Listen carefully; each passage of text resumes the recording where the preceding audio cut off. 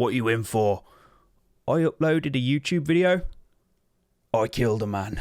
What you did is much worse. Before we jump into this, I just want to say that this video is going to be very raw. I'm not going with a script. Unfortunately, it's something that we need to talk about. I think you can probably guess from the title, probably the thumbnail as well. We're going to be talking about the FTC and COPPA because it's really important. It's something that's going to affect me, the channel, the etc, etc. It only seems like yesterday I was talking about Article 13, which is obviously still an issue, but now it looks like America done goofed. So you're probably well aware of what the FTC is and the COPPA and how it's going to affect the platform. But more importantly, I want to talk about it. And of course, guys, I'm not a lawyer. So obviously it's my opinion on how things are going to change. It's my opinion on how it's going to affect me and the channel. But this one's actually more scary than Article 13, which is actually an accomplishment. So good job, FTC. You really outdone yourself there. So we need to get ourselves a little bit of backstory. I'm sorry if I'm a bit relaxed, guys. I must admit, this one's hit a bit of a nerve with me because, yeah,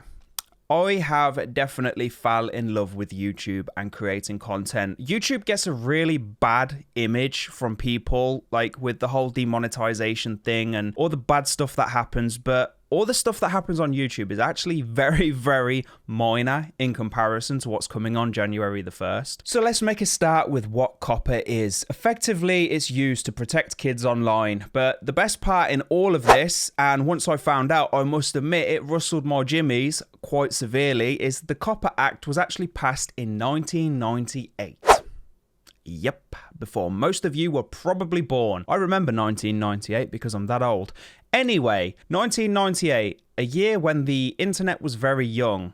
Google was just finding its feet. YouTube didn't exist. And basically the internet was this big mess of information. There wasn't actually any kind of directory to get around. For those of you who are old enough and remember those days, it's probably the confusing days of the internet where no one actually knew what anything was. The COPPA bill was introduced. It was effectively to stop advertisers targeting kids and collecting information to protect kids' privacy online. That's roughly what its aim was.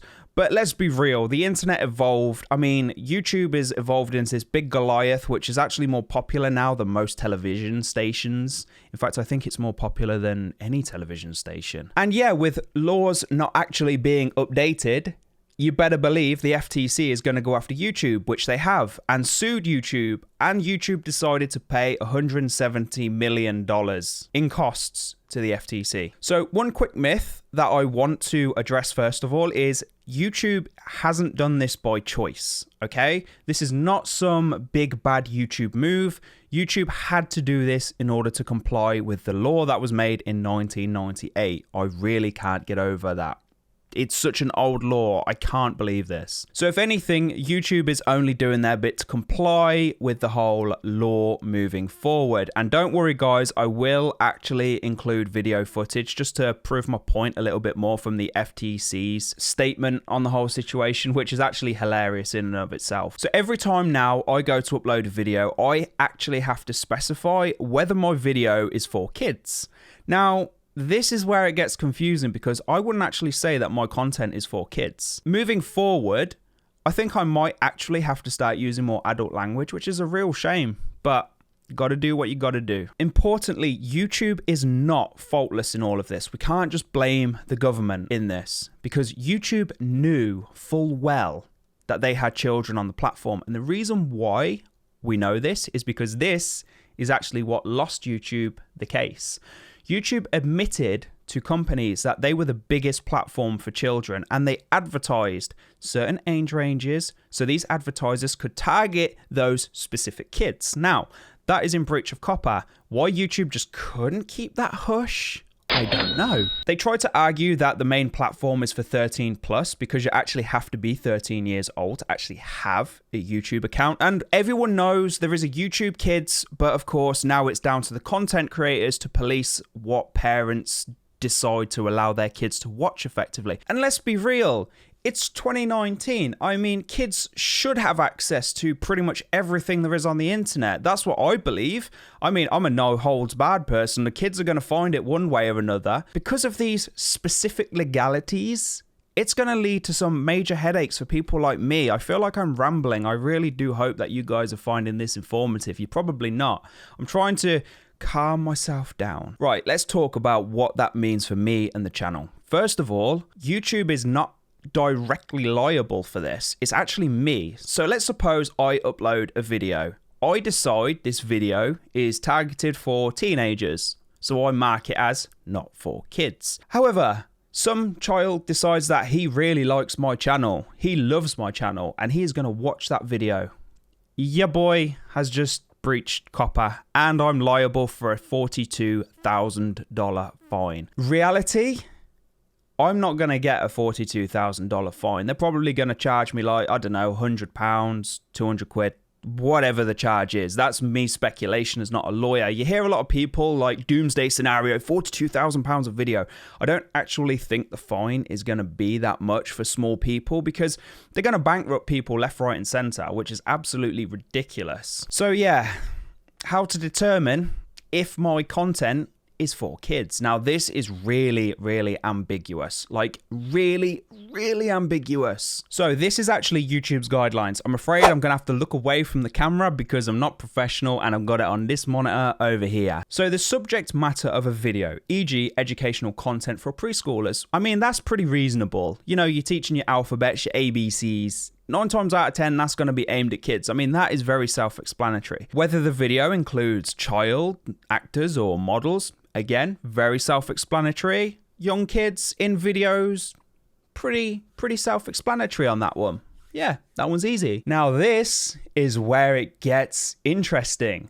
Whether the video includes characters, celebrities, or toys that appeal to children, including animated characters or cartoon figures. Oh boy, now this one is really going to get on my nerves. Now, am I a celebrity?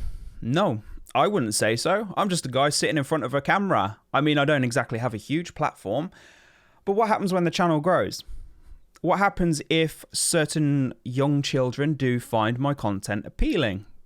They will effectively see me, maybe, as a celebrity. And I know for a fact that they see bigger YouTubers as celebrities. So that is very subjective. Now, that's not really a clear guideline in my eyes. But the thing that really bothers me the most in this guideline is the animated characters and cartoon figures. So if I decide to do a let's play of Pokemon, everyone loves Pokemon. Adults, kids, you name it, they love Pokemon. So Pikachu actually appeals to kids. Now, if I have Pikachu on the screen and I say a word such as ass, for example, ass isn't necessarily a child-friendly word, but because it's got Pikachu on there, it still appeals to kids. Yep, that's how confusing this is. Next up, whether the language of the video is intended for children to understand. Now, a lot of people get in a tizzy over this one, but for me, I actually think this is very clear. So I wouldn't say the words that I use are intended for children. I speak to more teenagers and adults. So if you're speaking down, your voice is calm, your voice is soft, you're very explainative. That's not even a word. Maybe I need to go back to school and watch some educational videos. But if you're speaking down and very explaining in what you mean, then that's certainly towards kids. Now, I do think that is very clear cut on that one. So that's a nice easy one. Whether the video includes activities that appeal to children, such as play acting, simple songs, games. If you haven't noticed, I'm a gaming channel. Games appeal to very young kids. And this is really difficult to judge because what appeals to children? Fortnite appeals to children. Call of Duty appeals to children. Minecraft appeals to children. But there's no clear direction here. It's just saying games. So Call of Duty is clearly not aimed at children, but children watch it. So what am I supposed to do there? So if I decide to play Minecraft and then throw the words ass in there, it still appeals to children, apparently by the FTC guidelines.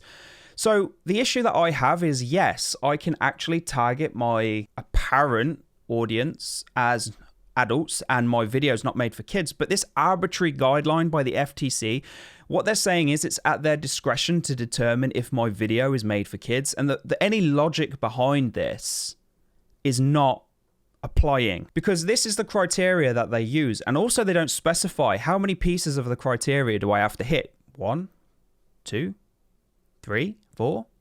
You also notice I did 2 that way. Almost caught myself out there. That's what I'm so confused about. I don't know how many pieces of this criteria I have to reach. But as far as I'm concerned, I am not marking my videos for kids. And let me move on to that reason as to why. So let's go through. Why can't I just mark my content for kids? I mean, once it's marked for kids, that pretty much covers me. Everything's honky-dory, but unfortunately it's not. It would actually be one of the killing blows to my community. And that's what really makes me sad. I've built this community. People say they love this community. People do love this community. And if I was to mark my videos as for kids, you guys wouldn't get notifications. You wouldn't receive that notification when I upload. Comment section would be deleted. Literally no comments. The video wouldn't be searchable. No one would be able to find my video. Yes, I could post a link on Twitter and Discord, but most people don't follow me on there. They are on the YouTube platform. The video won't be suggested and recommended. So potentially you guys might not even know that I upload and it won't be suggested to you. It won't be recommended to you. So how will you know when I'm uploading? 60 to 90% less ad revenue. Now, actually, to me, this is a lesser point because, yeah, I mean, I don't really earn much from ad revenue. So if my earnings were cut, for me, this isn't necessarily a big issue. But for those of you who are out there who do make a living on YouTube, just imagine having 60 to 90% of your pay deducted just overnight like that because you made a accidental mistake. And bear in mind, this also hits all previous videos. So any video that I've uploaded in the past, this will also retroactively affect all of them. So all the comments will be gone. My channel won't be searchable. Basically, it'll be the end of my channel, is what I'm trying to say. So let's move on to the FTC itself. A bunch of boomers, ladies and gentlemen, who have single-handedly saved the internet. And during the conference, what really gets me is they are so proud of fining YouTube $170 million. They literally, the guy that announces it, it's almost like he just literally solved every single disaster that's currently happening in humanity at the moment. This is an historic penalty. The chairman outlined that it's 30 times greater than our next highest COPPA penalty, more than 10 times all of the COPPA penalties cumulatively imposed to date, more than 3 times larger than the largest privacy penalty. So no need for all of you to thank me now, but you're welcome. I can't stand government figures. I'm sorry, I don't want to make this political, but they are so out of touch, incredibly out of touch. And what I want to do is actually play you just this little clip right here. Well, I think that we have a variety of tools at our disposal to cull through those 23 million channels and in an expeditious way. I mean, this is the way that we generally enforce COPPA, is by actually reviewing content to determine if it's directed to children. We have a variety of factors in our rule that we consider when determining whether or not content is directed to children. There will be consequences for content creators who misdesignate, including being kicked off the YouTube platform. I had to pull funny faces, guys, because I don't know how to react. It makes me really angry, so the best thing I can do in these situations is just pull a funny face. So your boy here decides it's a good idea to scrub every single YouTube channel, and he's so proud of himself to say that content creators are liable for all of this. Now, I don't understand why he's so proud. This just proves the disconnect between the older generation and the younger generation. Now, I'm pushing 30, and I like to say that in every single video, but at least I'm in touch with the internet, and I'm pretty sure most other 30-odd-year-olds and under are in touch with how the internet works, how everything is so interconnected, how communities are developed. So what this guy proposes is a government body is going to come through like a hurricane, destroy the livelihood of all these people, and he's proud of it.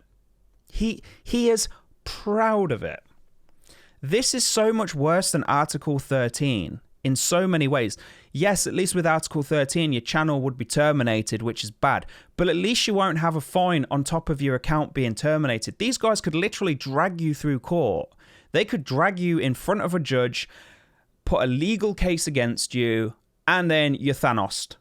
you're bankrupt, your channel's gone, your livelihood's gone. And it's so arbitrary in everything that they're talking about. There's no clear-cut guidelines in any of this. And that is so typical of boomers. They don't know what they're talking about, so they just talk in generalizations. And I am getting really angry again. Bring it down a level, Nathan. Bring it down. So guys, moving forward, what does that mean for the old Nathan Games channel and you guys as a community? You know what? I'm going to upload as normal. All my videos are going to be tagged as not for kids. I don't want to kill this community. I love you guys too much. I love what I've created too much. And I love the work that I'm doing. Nothing is going to change. Is that risky? Yeah, it might be. But I just really, genuinely do not care what happens. So if I walk out one day and judges standing at my door like, yo, Nathan Games, you uploaded a video of Pokemon. Here, have a 42 million trillion fine. The guy with the bad haircut said so. So be it. So be it. How am I going to pay it? What are you going to do? What are you going to do? I ain't going to pay it. Does it mean I go to jail? Highly doubt it. It'd be kind of hilarious if I did. What are you in for? I uploaded a YouTube video. I killed a man. What you did is much worse. Really? Come on. Like, seriously. Now, there is a perfectly good chance, right? And I'm grasping at straws. Just because I say a perfectly good chance doesn't guarantee it's actually going to happen. The law could be changed. The law could be updated. They might actually realize, hey, this is 1998 law. Zoomers, young kids, they're angry. They are angry. And we've got an angry Nathan Games. We need to change this law. That's perfectly reasonable. I mean, I don't see why they can't update the system.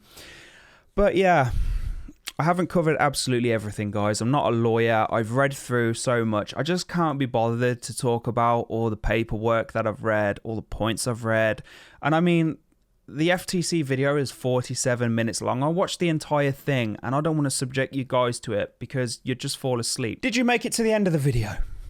If you did, you're awesome. Thank you very much. Shows how much you support me, even when I'm just rambling at a camera. And it means the world to me, guys. Like, this is so unscripted. Literally, I just turned the camera on and I just wanted to talk because it's that scary. And also moving forward, for those of you who made it to the end, I'm going to have to use more adult language in my videos. I mean, I'm not going to outright swear, but I'm going to use more low-key swear words like ass, tits, that kind of stuff. Wow, that feels really awkward to say, but I'm gonna have to. My content is not aimed at kids, it's aimed at like 13 plus.